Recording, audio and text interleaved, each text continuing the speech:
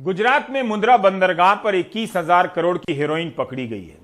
21,000 करोड़ कोई सामान्य राशि नहीं है। यह तो उस हेरोइन की कीमत है जो एक साथ मुंद्रा पोर्ट पर पकड़ी गई है। जो नहीं पकड़ी गई है और जो पूरे देश में सप्लाई हो चुकी है, उसकी कीमत का अंदाजा लगाया जा सकता है। इसके पहले भी अखबारों में ऐसी खबरें छपकर गायब हो जाती रही हैं, लेकिन अगर आप उन तमाम खबरों को एक साथ रखकर देखेंगे तो फिर 21,000 करोड़ की हेरोइन पकड़े जाने की घटना पर हैरानी नहीं होगी। बस इसे लेकर सवाल नहीं होगा कि यह किसकी जवाबदेही है। भारत में ड्रग्स का इतना गहरा जाल कैसे बिछ गया। हमने पिछले 2-3 महीनों के दौरान ड्रग्स के पकड़े जाने से संबंधित कुछ खबरों के बारे में सर्च किया तो यह तस्वीर आपके सामने है। इस साल जुलाई में जब दिल्ली पुलिस ने 2,500 करोड़ की हेरोइन पकड़ी, तब पुलिस ने दावा किया कि 10 साल में यह अब तक की सबसे बड़ी खेप पकड़ी गई है। खबरों के मुताबिक इसे मध्य प्रदेश के शिवपुरी ले जाया जा रहा था, जहां की एक फैक्ट्री में इसे तराशा जाना था। जुलाई में ही महाराष्ट्र में 879 करोड़ की हेरोइन पकड़ी गई।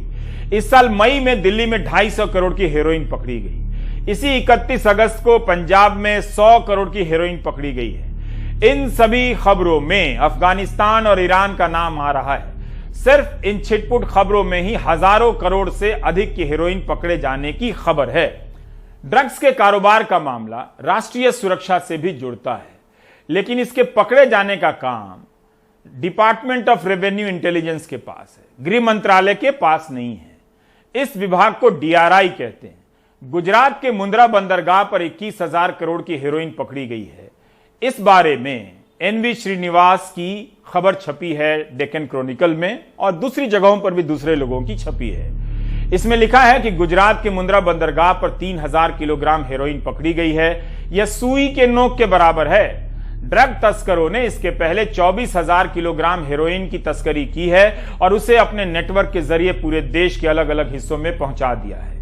अखबार लिखता है कि अगर DRI के अनुसार 3,000 किलोग्राम हेरोइन की कीमत 9,000 करोड़ मान भी ले, तो उसी दाम के अनुसार भारत में 72,000 करोड़ से अधिक की हेरोइन पहुंच चुकी है। इस साल जून में विजयवाड़ा की एक कंपनी ने 25,000 किलोग्राम ड्रग्स का आयात किया और अपने रिकॉर्ड में इसे टेलकम पाउडर बता दिया। अखबार ने दावा किया है कि उसके पास बहुत सारे दस्तावेज मौजूद हैं जो साबित करते हैं कि जिस ट्रक से गुजरात से दिल्ली तक इसकी ढुलाई हुई है, उसने 1176 किलोमीटर के रास्ते में एक बार भी किसी टोल गेट को पार नहीं किया है। यह कैसे हो सकता है? क्या इसका मतलब है कि इतनी भारी मात्रा में ड्रग्स गुजरात में ही मौजूद है, या फिर इसे किसी सुरक्षित ठिकाने पर पहुंचाया जा सका है? जाहिर है इस रिपोर्ट से भी कई सवालों के जवाब नहीं मिलते हैं। इस रिपोर्ट में लिखा है कि इतनी बड़ी खेप चेन्नई के एक पति पत्नी के नाम से आई है। इससे संदेह और गहरा हो जाता है।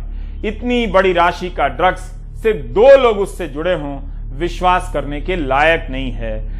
DRI को, वित्त मंत्रालय को या किसी को भी इस मामले में विस्तृत प्रेस कॉन्फ्रेंस करनी चाहिए। मुंद्रा पोर्ट का संचालन अदानी ग्रुप करता है।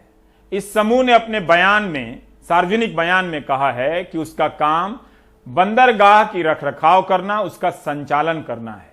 कंटेनर में जो माल लाया जाता है उसकी जांच करने का काम उनके पास नहीं है, ना अधिकार है। यह काम दूसरी एजेंसियां करती हैं। किसी भी बंदरगाह से हजारों की संख्या में कंटेनर का आना जाना होता है और उनकी जांच करने के लिए कस्टम और तमाम जुड़ी दूसरी एजेंसियां होती हैं। कांग्रेस ने इसे लेकर आरोप लगाया है कि भारत में 2.25 लाख करोड़ की 25,000 किलो हेरोइन कहां चली गई। इसकी जांच होनी चाहिए। तो क्या प्रधानमंत्री जी जवाब देंगे? सवाल नंबर 1, 1,75,000 करोड़ के 25,000 किलो हीरोइन ड्रग्स कहां गए, जो तथाकथित तौर से जून में आए थे इसी अडानी पोर्ट से?